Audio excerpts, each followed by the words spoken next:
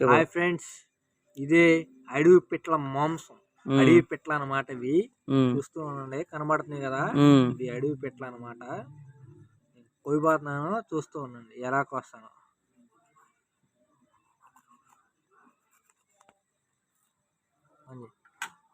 First గా మనం ఇట్లాగా కాళ్ళు ఇరుచుకోవాలి తమ్ముడు.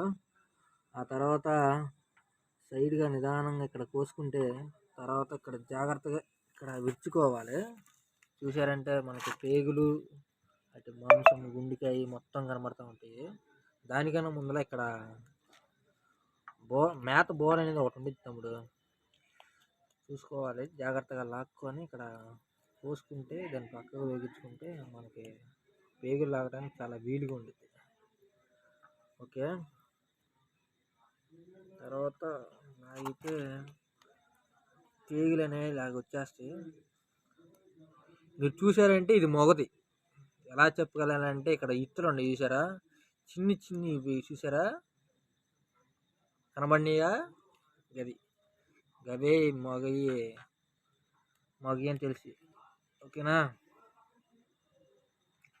జాగ్రత్తగా కోసుకుంటే ఇది వేస్ట్. మనం పక్కన జాగ్రత్త పెట్టుకుంటే దాంట్లో తర్వాత గుండెకాయలు అవన్నీ తర్వాత తీసుకోవచ్చు. ఇవన్నీ చూస్తే ఇప్పుడు మనం మాంసం నరుక్కోవడమే, నిదానంగా మనకు కావాల్సిన సైజుల్లో నరుక్కోవడమే. సేమ్ కోడి మాంసం ఎలా ఉండిద్దో అదే టైపులో ఉండిద్ది. ఎవరికి కావాలంటే చెప్పండి, కామెంట్లో పెట్టండి, మీకు మేము చేస్తాం. వెతికి ఎంతో కష్టపడ్డాం వీటి కోసం పట్టుకోవడానికి. చాలా కష్టపడితే మాకు చిన్నగా ఉందో చూసారుగా, చిన్నగా ఉంది గుండెకాయ. ఇట్లా మనం చిన్న చిన్న ముక్కలు కోసుకుంటే మనకు చాలా వీలుగా ఉండిద్ది కూరకి. నీకు తర్వాత నీకు వంట అయిన తర్వాత కూర ఎలా ఉండిద్దో నేను పిక్ పెడతాను.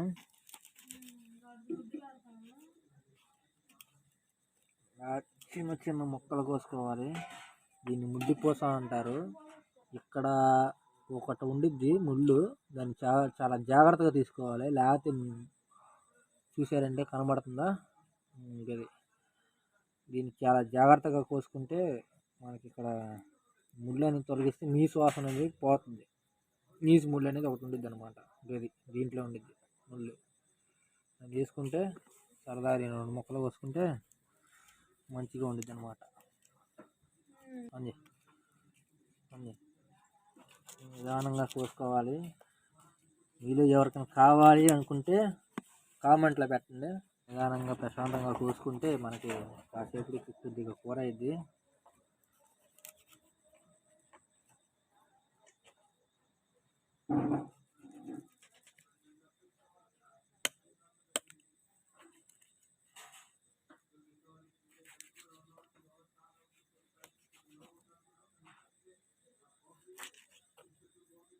ఈ వేస్ట్ అంతా కొద్దిగా పక్కన పెడితే ప్రశాంతంగా కోసుకోవచ్చు. చూసారుగా ఎంత మెత్తటి మాంసం ఉందో దీంట్లో, చూపిస్తాను మీకు క్లియర్గా.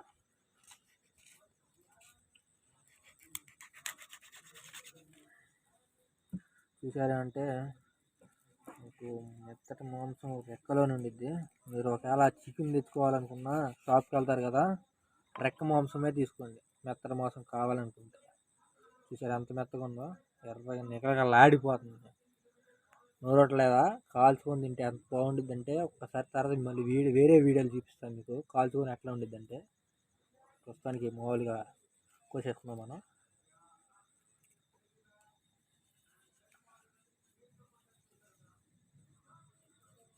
చిన్న చిన్న ముక్కలు ప్రశాంతంగా కోసుకుంటే దిగులు ఉండదు కూర ఉడకటానికి కూడా.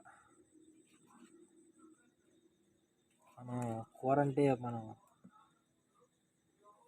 ఫ్రై చేసుకోవాల్సిన లేదు, పులుసు కూడా చేసుకోవచ్చు. దోసకాయ వేసుకొని మా అమ్మ చాలా బాగా ఉండిద్దండి చెప్పాలి అంటే.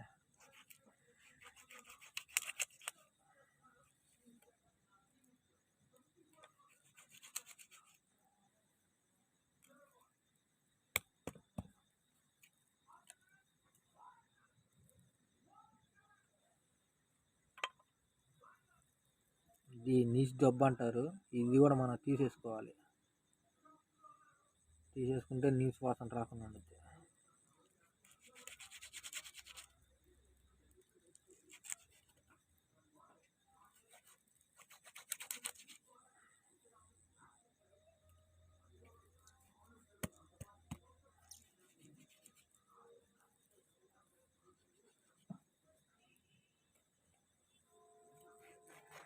ఈరోజు చాలా కష్టపడ్డానండి వీటిని పట్టుకోవటానికి.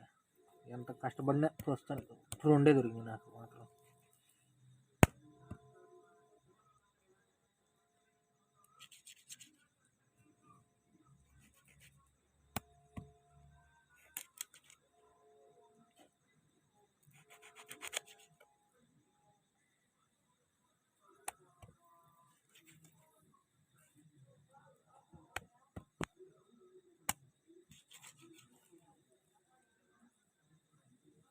మళ్ళీ మీకు మెడ చూపిస్తాను ఇప్పుడు.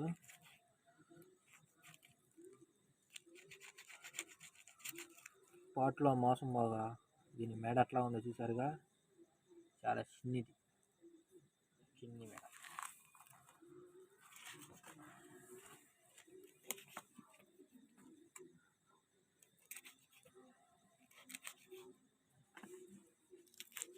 ఇట్లా చేస్తాం ఏ విషయాలు మాట్లాడమాట. ఓకే, చూస్తున్నారంటే ఇది ఏంది తెలుసా, క్లియర్గా చూడండి. ఊపిరితిత్తుల్లో పార్ట్ పక్కన వేస్ట్ వేసేస్తున్నాం. ఇది మెత్తర మాంసం.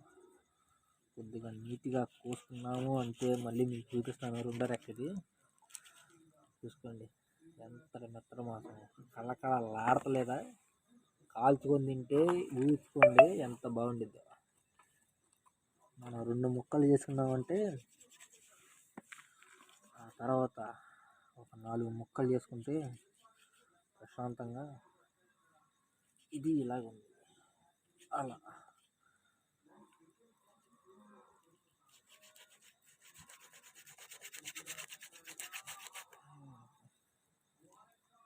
కత్తికి కూడా వెనకాడుతుందండి. ఇది ఎంత గట్టి మాంసము ఆలోచించండి. కానీ ఇది చాలా మంచి మాంసం అన్నమాట.